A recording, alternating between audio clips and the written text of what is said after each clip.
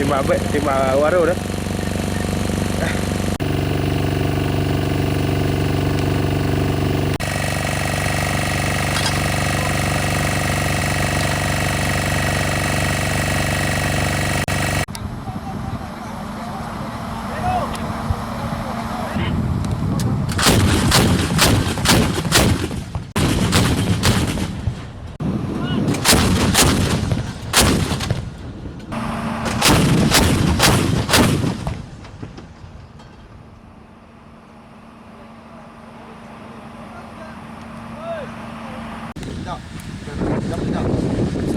Bisa. Semangat. Yuk. Mengakibatkan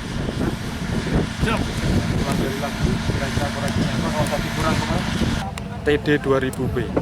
Tahun ini berbeda dengan tahun kemarin karena jadi kita selaku abdi negara mengawal prajurit angkasa bahwa kita garda terdepan. Kita ketahui sekarang ancaman terbesar dari negara lain seperti contoh di Arab Saudi adanya pesawat udara atau drone.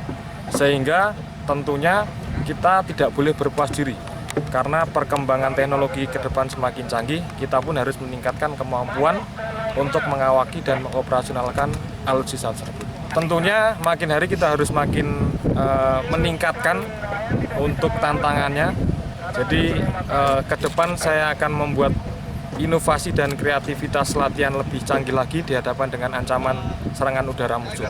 Dan saya yakinkan prajurit saya juga akan saya siapkan lebih matang kembali.